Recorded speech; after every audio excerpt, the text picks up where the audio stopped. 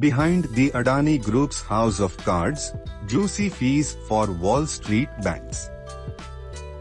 Global investment banks have cashed in on the Adani Group's voracious appetite for debt.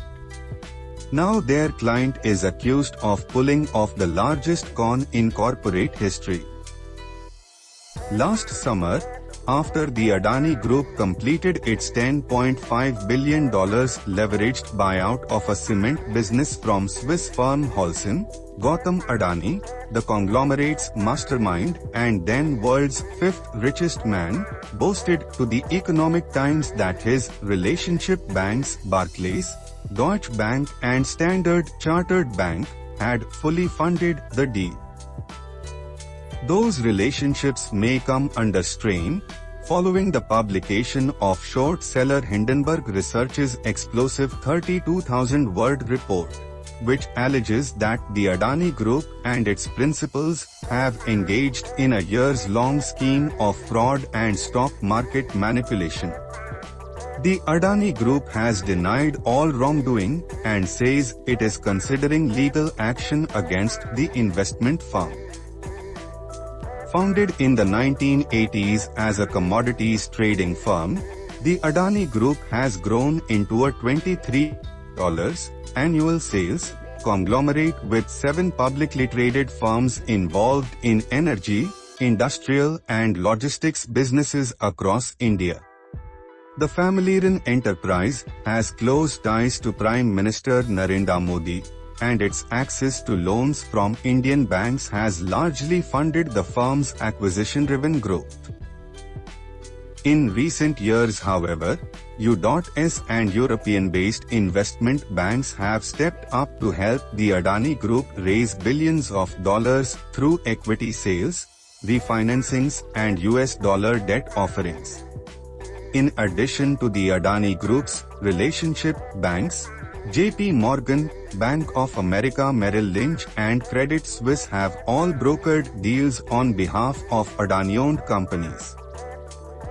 Between 2015 and 2021, 6 different Adani Group companies raised about $10 billion through U.S. dollar-denominated bond sales that were underwritten by US and European investment banks, according to financial market data provider Refinitiv.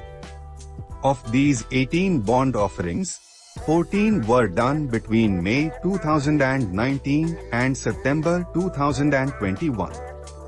One of these companies, Adani Ports and Special Economic Zone, which receives preferential tax treatments, was responsible for half the debt raised.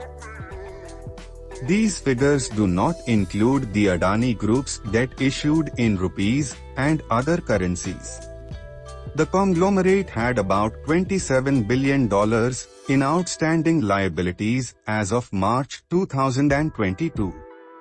The State Bank of India provided funding for about 40% of debt Adani firms issued between 2020 and 2022.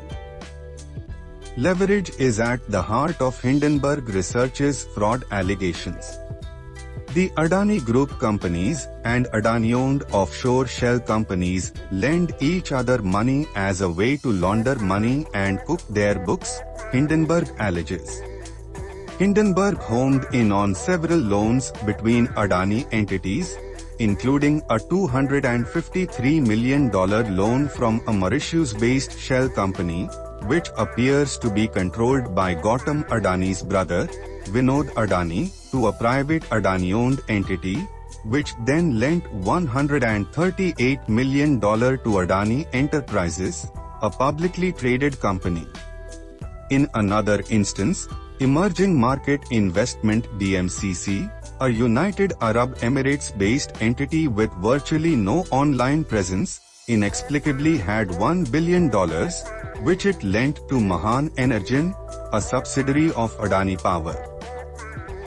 It's a house of cards, it's all fueled on debt, one anonymous employee of Elara India Opportunities, a London-based company that manages various funds invested in Adani companies, told Hindenburg.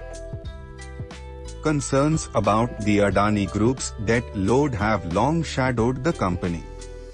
In 2019, Indian news outlet Scroll.in published an investigation on Adani Group's web of related party deals, including how Adani-owned entities saw multiple transfers of money between themselves in the form of loans and repayments. Fitch Group's credit sites group published a report last year warning that the Adani Group is deeply over-leveraged. Adani has a knack for securing investor funds. "My projects are immensely bankable," he told Forbes Asia back in 2014. The conglomerate's focus on real infrastructure projects, with their reliable cash flows, were part of the draw. Banks are willing to take a long-term view as these are much required assets for the country with assured returns, K. Shankar, a power analyst at Edelweiss Capital, a financial services firm in Mumbai, told Forbes at the time. Wall Street only began to really warm up to Adani's when he sought financing for Adani Green Energy, the conglomerate's renewable energy subsidiary, according to Tim Buckley, a former investment banker at Citigroup and director at Australia-based Climate Energy Finance, who has been studying the Adani Group for over a decade. Money raised by Adani Green Energy or Adani Ports may just get transferred to Adani Power and Adani Enterprises, and then goes towards building more coal-fired power plants or more coal mines, Buckley says.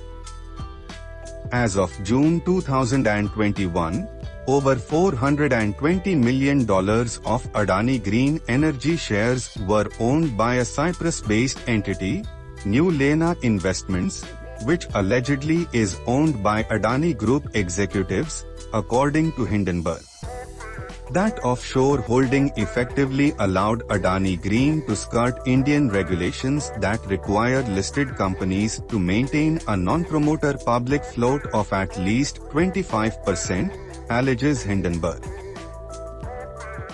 The Adani Group's plan to develop the world's largest coal mine in Australia provoked the Stop Adani campaign. JP Morgan, Bank of America Merrill Lynch, Credit Suisse, Barclays, Standard Chartered and Deutsche Bank have all sworn off financing the controversial project, though all appear to still be doing business with the parent group. Adani's involvement in massive new thermal coal mines in the midst of the climate crisis hasn't been enough to convince some major banks such as Deutsche Bank, Standard Chartered and Barclays to cut ties, says Pablo Brait, a campaigner at Australian environmental finance organisation Market Forces. Hopefully these significant allegations will finally help all banks wake up to the risks of financing Adani. It remains to be seen how bankable Adani will be in the months ahead. Barclays, Deutsche Bank, JP Morgan and Bank of America all declined to comment on their relationship to the Adani Group. Standard Chartered Bank said it doesn't comment on client relationships due to confidentiality. And Credit Suisse had not responded at the time of publication.